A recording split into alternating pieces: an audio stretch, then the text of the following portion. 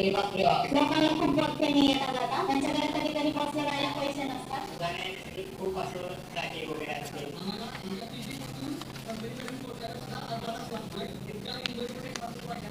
बाकीचे सगळे रुपये मेट्रो सेवा दिल्यामुळे ते खूप समस्या कमी होतात. मला वैयक्तिक जवळपास 3 ते 4 वर्ष मंथली खर्च होतो पूर्वामध्ये समाजाची बस सेवा, TNT सेवा और मेट्रो स्टेशन फ्री करने वाले कमी होईल.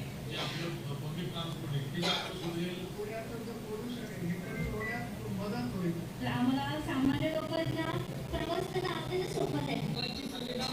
ही सुविधा जर फ्री लोकांना भेटली तर लोकांचे खूप मोठे फायदे आम्हाला होणार आहेत. आता सध्या सातत्याने घोषणा केली की ते मेट्रो फ्री करतात. रस्त्यावरच्या गाड्या कमी होतील आणि त्याच्यामुळे पुणे शहरातील ट्रॅफिकची समस्या देखील दूर होणार आहे. प्रदूषण होईल. सार्वजनिक वाहतूक याच्याकडे वळले जातं आणि पैशाची पण बचत होईल.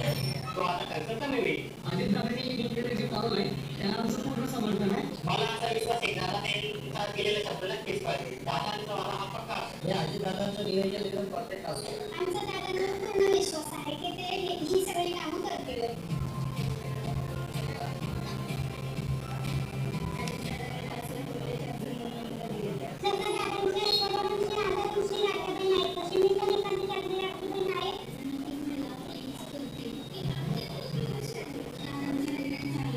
आम्ही महिला स्वतःच्या पायावरती उभं राहू शकतो.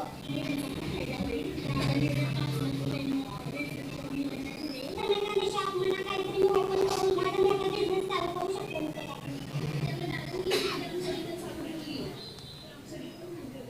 माझ्यासारखे कितीतरी आहेत त्यांना त्यांच्या मुलीच्या लग्नाची काळजी असते आणि दादांनी केलेल्या लाडक्या बहिणी योजनेमुळे ते शक्य झालेलं आहे. दादांना सर्वतोपरी कामांचा पाठिंबा आहे. आमचं सोन्याचे दिवस आम्हाला आले असं म्हणायला काय हरकत नाही.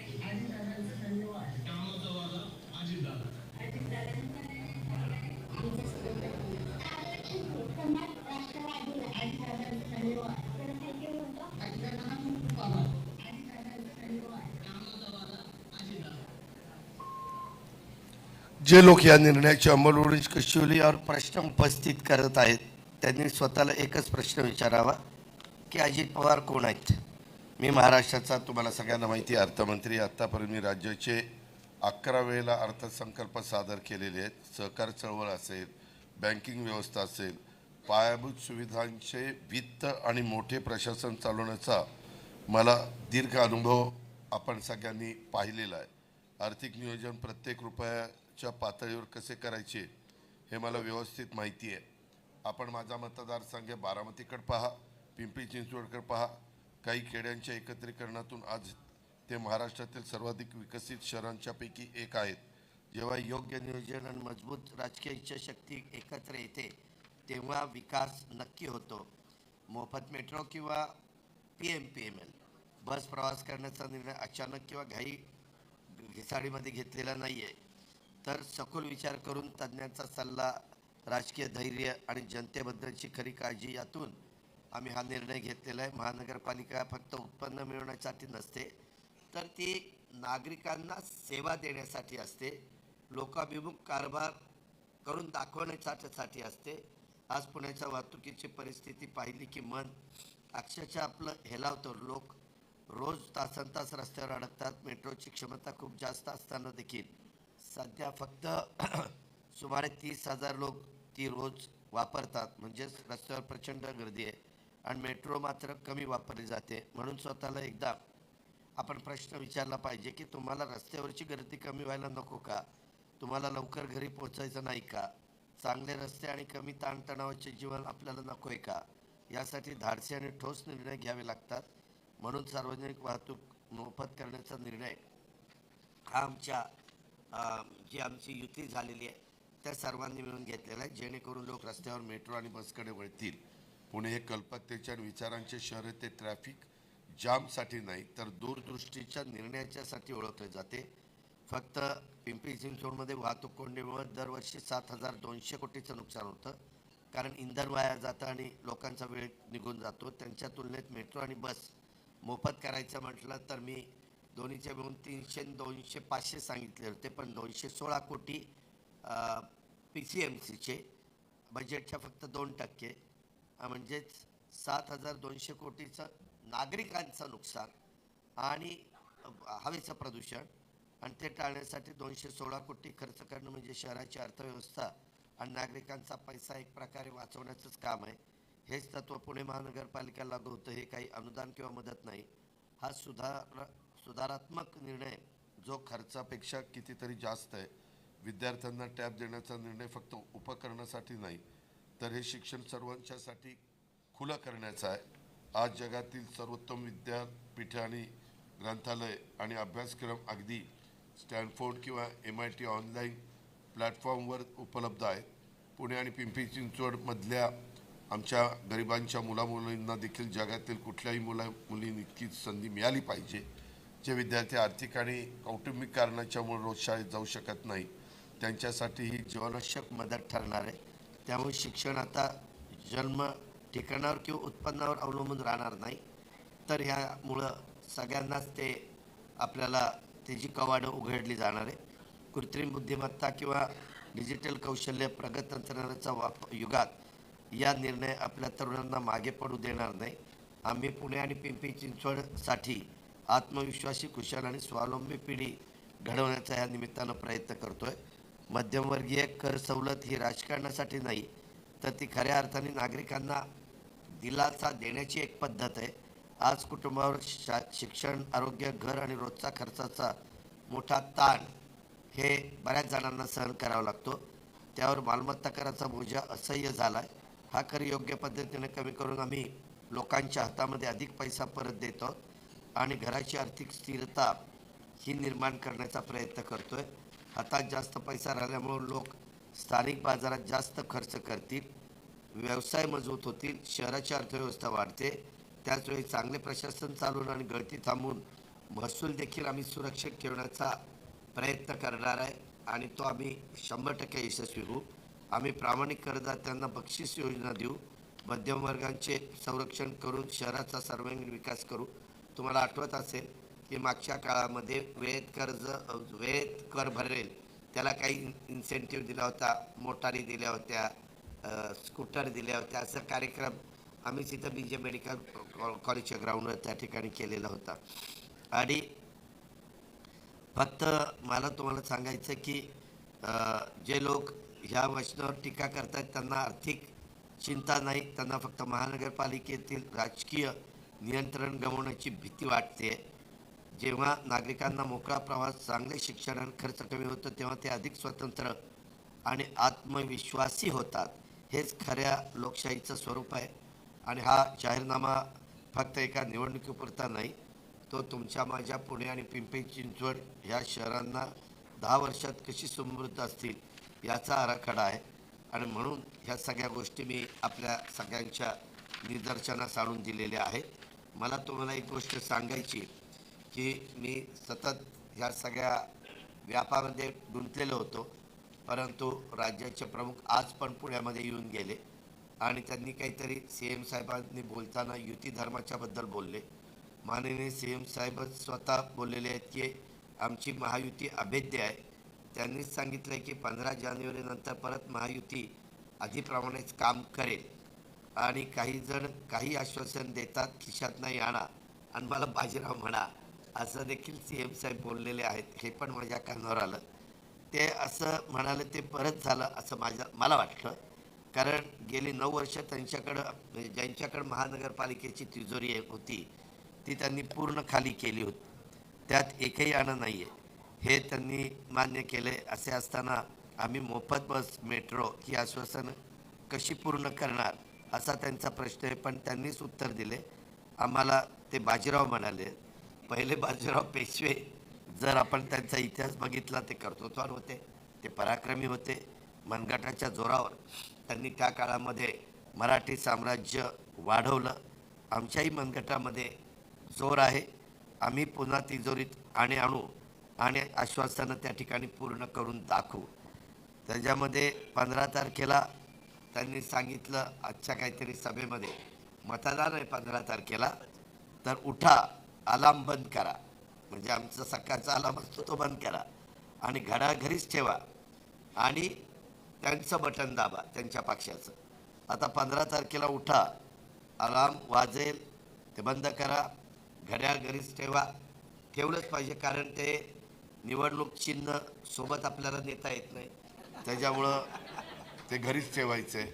आणि EVM बघा, त्याच्यामध्ये घड्याळ सोडून काही दिसलं तर तुमच्या डोक्यात आम्ही सांगितलेला अलार्म वाजवा आणि जेवढी इतर चिन्ह असेल त्याचा विचार न करता फक्त घड्याळाचे 4 बटणं दाबा आणि धोक्याचा आणि संकटाचा अलार्म पद्धतशीरपणे बंद करा, असं मला याबद्दल सांगायचं आहे. खरं तर मी आत्ता माझी शेवटची सभा जरा लांबली, त्याच्यावर मला पत्रकार परिषदेला उशीर झाला, पण त्याच्या आधी 4 वाजता निवडणूक आयोगाची पत्रकार परिषद झाली आणि त्यांनी एकदम तातडीचा मी मध्ये तुम्हाला म्हणालो होतो की अंदाजे 12, 13, 14पर्यंत कदाचित जिल्हा परिषद तालुका पंचायतीच्या निवडणुका लागण्याची शक्यता नाकारता येत नाही, अर्थात हा अधिकार त्यांचा आहे. आणि नेमकं आम्ही वक्तव्य केलं आणि कावळा उठायला आणि फांदीत उठायला गाठ पडावी तसं ते झालं.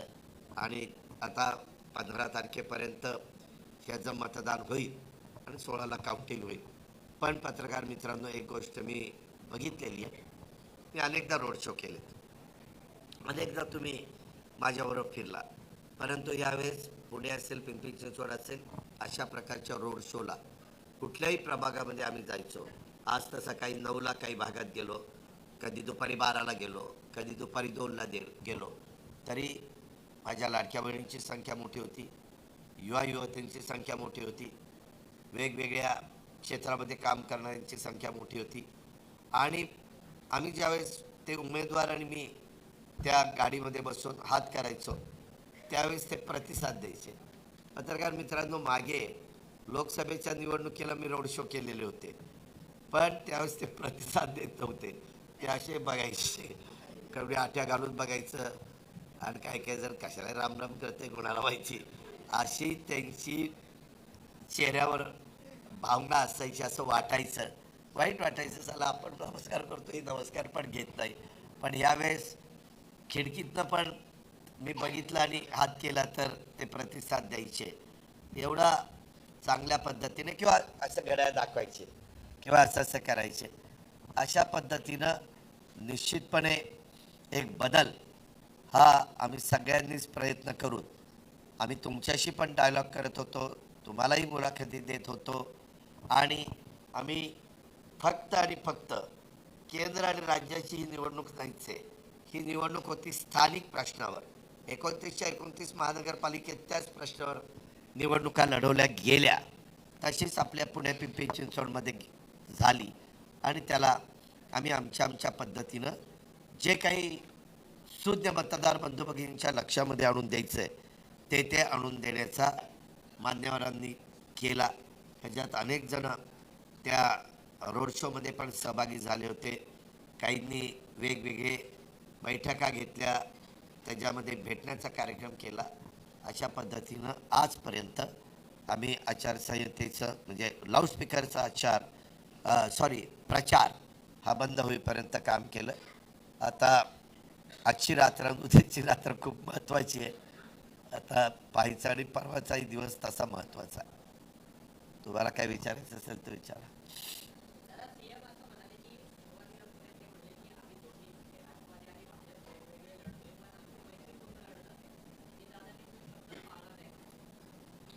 मला एक कळत नाही हो, ज्यावेळेस मी कुणाच्या विरोधात लढतो ती कशी मैत्रीपूर्ण लढत असेल. मला तर जे उणीवा आहेत, उणीवा 9 वर्षात झालेल्या त्या तर तिथं ठेवायला पाहिजे. मी पुन्हा सांगतो, मी केंद्राचं कौतुकच केलं, सरकारचं, राज्य सरकारचं पत्रकार मित्रांनो कौतुकच केलं, पण त्या उणीवा मी दाखवायच्याच नाही आणि मैत्रीपूर्ण लढत. लोक म्हणले असते आम्ही काही वेडे समजला काय, कठीणच आहे. अरे वा, का अलार्म वाजला, वा वा वा वा, बंद करून टाकतो, काँग्रेसचं बंद करून. काय नाही त्यांचं, तुम्हालाही माहिती आहे काय त्यांचा आवा काय किंवा काय त्यांची परिस्थिती आहे.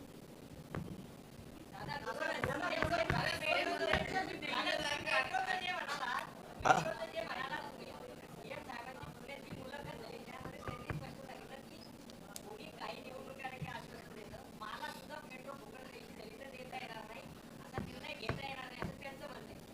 हे का केंद्राचे 20% आहेत, राज्याचे 20% आहेत. मेट्रो चालवत असताना त्या मेट्रोमध्ये साधारण रिपेमेंट करण्यासारखे पैसे आले पाहिजेत, तेवढा प्रवासी त्यांना मिळाले पाहिजेत. आत्ता तुम्ही बघताय किती प्रवासी आहेत. फक्त गणेशोत्सवाच्या काळामध्ये मात्र फुल मेट्रो त्या ठिकाणी चाललेली होती. म्हणजे ज्यावेळेस लोकांना कुठं जायचं असतं आणि स्वतःची वाहनं घरी ठेवून जायचं असतं, त्यावेळेस लोक मेट्रो वापरतात. हे पुणेकरांनी गणेशोत्सवाच्या 10-12 दिवसामध्ये सिद्ध करून दाखवले. आता हे असं केलं तर 100% पुणेकर त्याला प्रतिसाद देतील. मेट्रो फुल चालेल आणि त्यांची जी काही संख्या असेल प्रवाशांची, त्याच्याबद्दल आपण दोन्ही महानगरपालिका मिळून त्याच्यातलं रिपेमेंट करू शकतो. कुठलंच बोलायला बापाचं काही जात नाही. घोषणाच काय, तुम्ही आत्ता जे बोललात त्याच्यात पण बापाचं काय गेलं.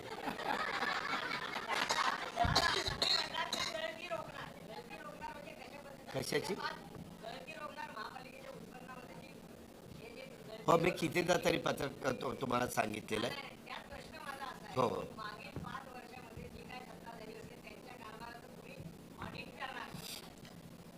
पहिल्यांदा आम्ही जे काही मूलभूत त्यांना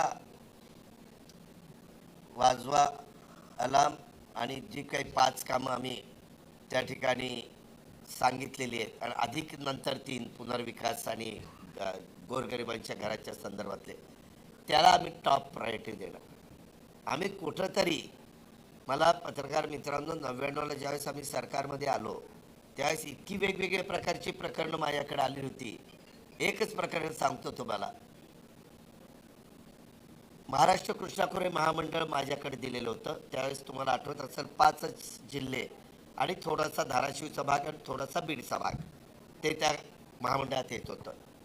त्याच्यामध्ये तुम्हाला अजूनही मी रेकॉर्ड दाखवीन, फाईल काही केलेलं नाही.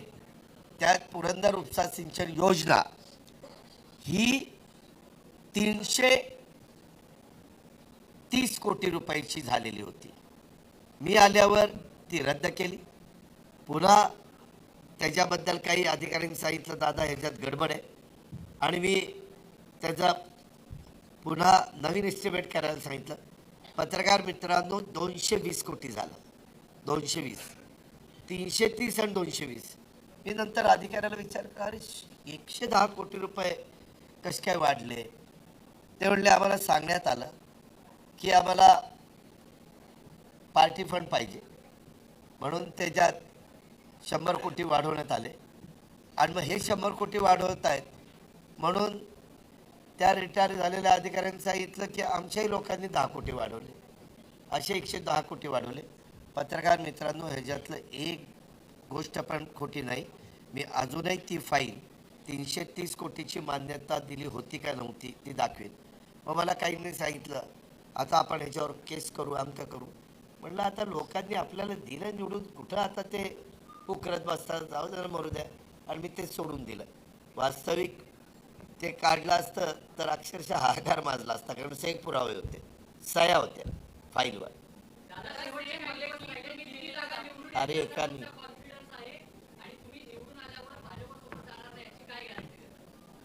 अरे बाबा आत्ता लढत कुणाची आहे? कुणाची? हां, म्हणजे या कुणाचे तरी 17 आणि कुणाचे तरी 18-25 पैकी असतील. आमचा कॉन्फिडन्स, आमचा दोन्ही ठिकाणी महापौर होणार. आम्ही काय इतके दिवस गोट्या खेळत होतो का इथं? त्याला जीवाचं रान केलं सकाळपासून. आता तो कितपत मी सांगितलेला लोकांचा प्रतिसाद पत्रकार मित्रांनो दिसला, तुम्ही पण अनेकांनी बघितला. आता ते मतात रूपांतर झालं पाहिजे आणि ते रूपांतर होत असताना दबक्या आवाजात चर्चा होती. बघू तरी हे बोलतंय, त्याच्यामुळं एकदा त्यांना देऊन तर बघू असं साधारण लोकांच्या मनात आहे. आणि फार काही नवीन शक्तीचा, ताकदीचा फारच काही प्रयत्न झाला आणि त्याला भुलभुलैया जर झालं तर परंतु लोक त्याला महत्त्व देत नाही. ह्या लोकसभेच्या निवडणुकीच्या निमित्तानं आम्ही बघितलंय. अहो, त्याच्यामध्ये कसं आधी आम्ही एकमेकांच्या विरोधात स्थानिक लेवलला लढतोय, त्याच्यामुळं तो सध्या तरी आमच्या सगळ्यांच्या समोर प्रश्न नाही. मागं देखील मी काँग्रेसच्या विरोधात जिल्हा परिषद लढवायचो, मी निर्विवाद जिल्हा परिषद राष्ट्रवादीची आणायचो. मी त्याच्यामध्ये कधी त्यांना बरोबर घेतलं.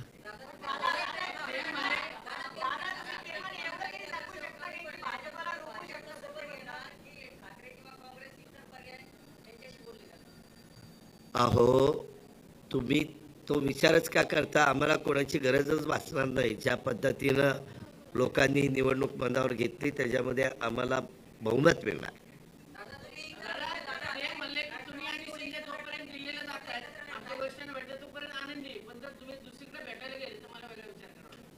ठीक आहे, मग त्यांनी सांगितलं तर तू समजून घे.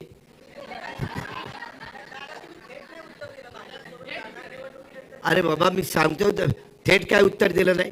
मला अशी पुणेकर आणि पिंपरी चिंचवडकर आम्हा युतीला असा त्या ठिकाणी रिझल्ट देतील की आम्हाला कुणाबरोबर जाण्याची वेळ येणार नाही. काय आपलं म्हणणं आहे? थेट उत्तर दिलं, थेट.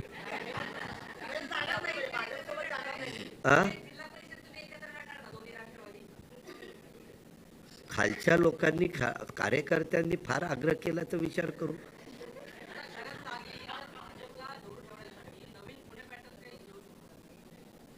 अरे बाबा, ती वेळच येणार नाही रे. ते त्यावेळेस होऊन गेलं, पण ते 2.5 वर्षच होऊन गेलं. मॅजिक फिगर आम्ही गाठणार दोन्ही ठिकाणी. Magic figure.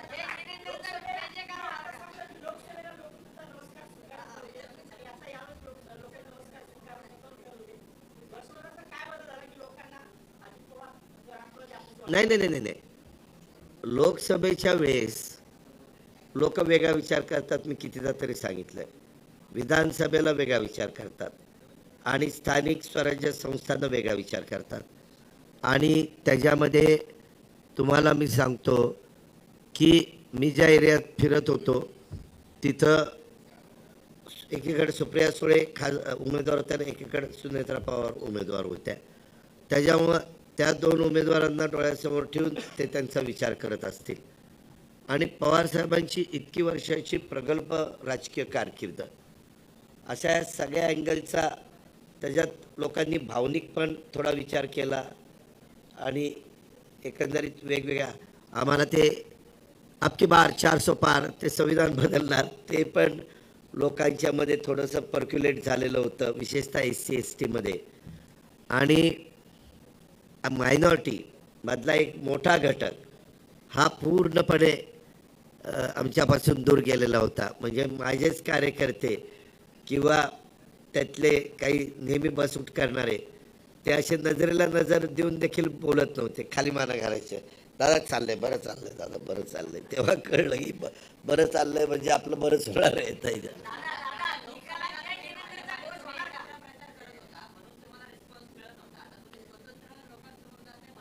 नाही नाही नाही, तसं नाही. तू दुसरा अर्थ का? तू काय आमच्या वाईटावर निघालाय का काय रे?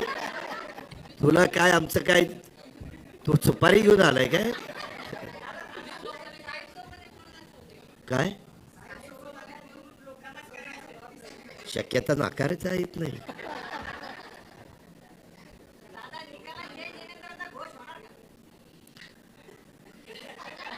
कशाला खाजून खाजून काय करता? आता मुद्दा काय चाललाय? परत त्यांनी कुठला दुसरा मुद्दा काढला नाही, त्याच्यावर मी पण तिथंच थांबलो.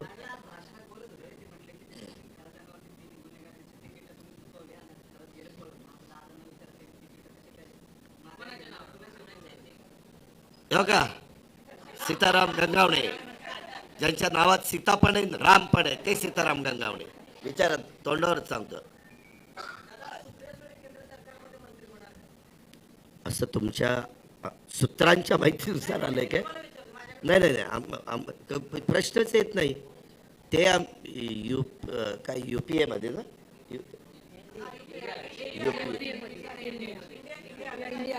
हा इंडिया आघाडीत आहे. आम्ही NDA मध्ये, ते इंडिया आघाडीत आहे. त्याच्यावर काय नाही नाही तसं काही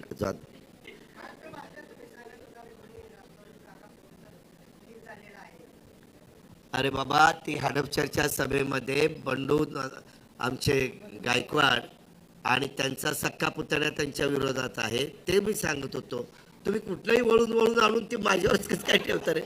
त्यांचा सक्का पुतण्या त्या प्रभागामध्ये त्यांच्या विरोधात आहे आणि काका पुतण्याच्या विरोधात आहे. त्याकरता मी तिथं स्टेटमेंट केलं. आपण माहिती घ्या.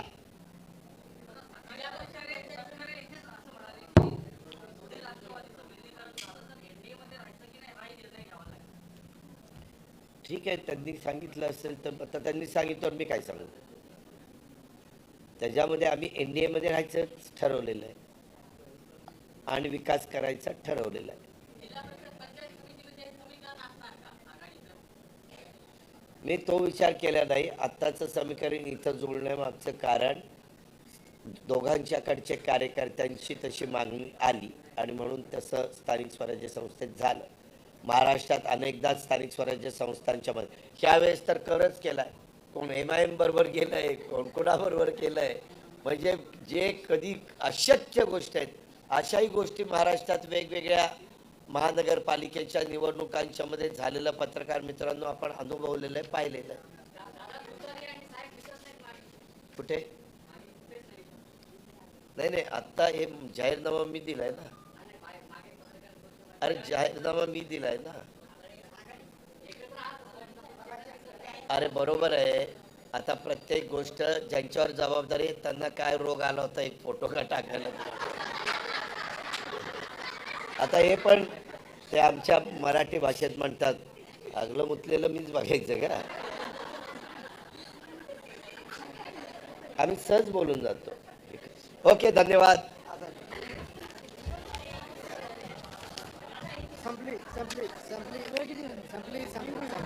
चला सीतारामजी.